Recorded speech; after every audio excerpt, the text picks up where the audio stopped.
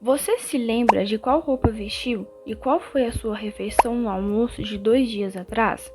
Ou até mesmo o assunto da última conversa que teve com alguém pessoalmente? Algumas pessoas têm dificuldade para lembrar essas informações, ou mesmo as esquecem completamente. À medida que envelhecemos, a dificuldade de lembrar detalhes de situações que vivemos parece aumentar. O envelhecimento é um fenômeno complexo que ocasiona uma série de mudanças em nós, e várias dessas mudanças remetem a algum tipo de perda, como, por exemplo, o desempenho cognitivo, incluindo a memória. Olá, meu nome é Larissa, e como a nossa memória muda com o envelhecimento é o tema do vídeo de hoje.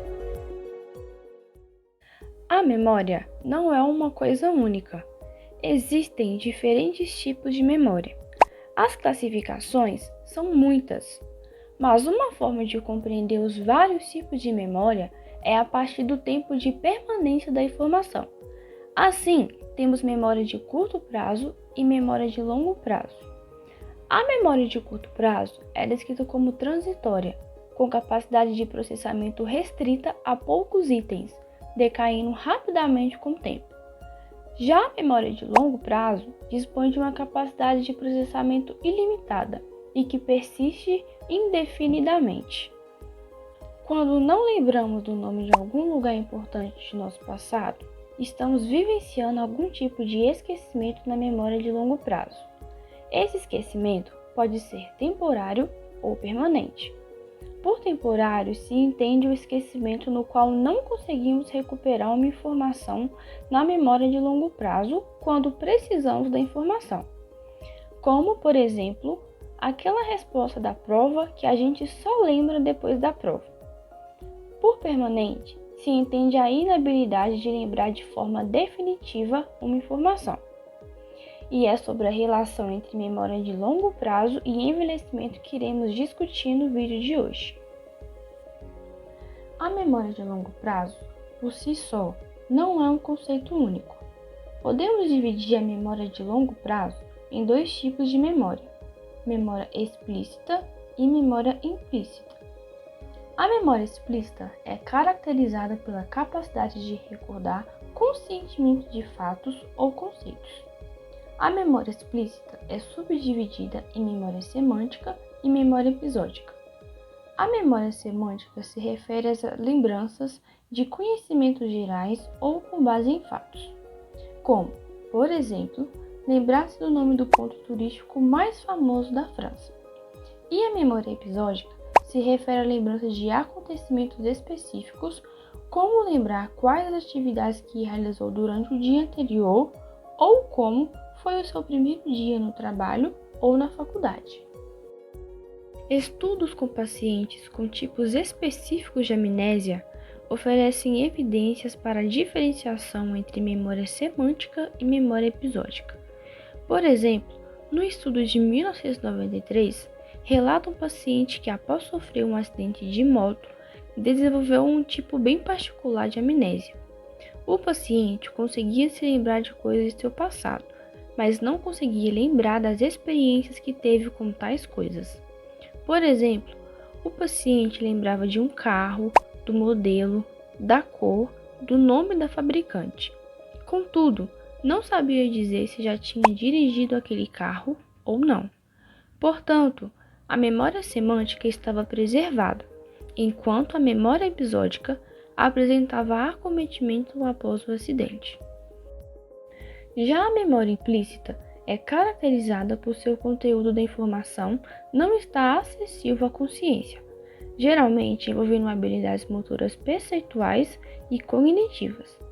A memória implícita é subdividida em memória procedural ou de procedimento, que refere-se à aquisição de habilidades incorporadas ao longo da vida.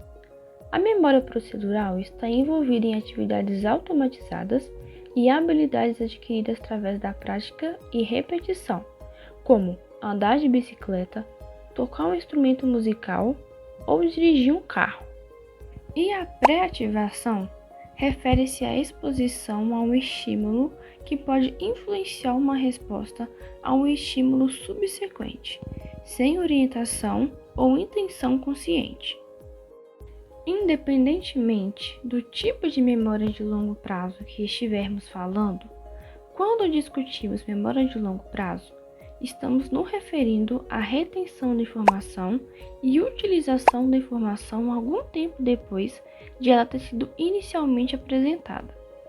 Um exemplo simples e ilustrativo é lembrar-se de uma história que foi contada após um período de tempo.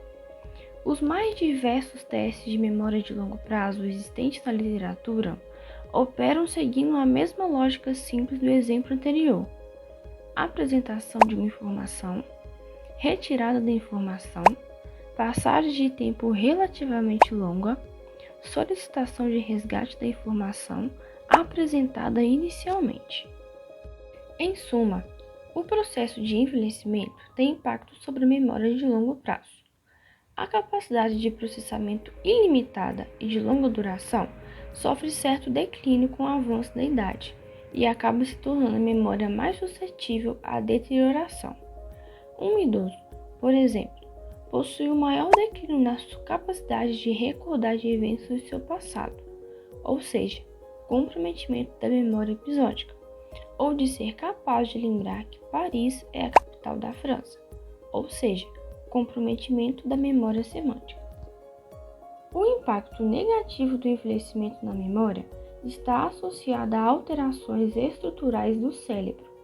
Pensando nisso, alguns estudos foram feitos na intenção de descobrir se a prática de exercício físico possui benefícios na cognição de idosos. O estudo de 2006 examinou se o treinamento físico aeróbico de idosos pode aumentar o volume cerebral em regiões associadas ao declínio relacionado à idade, tanto na estrutura cerebral quanto na cognição.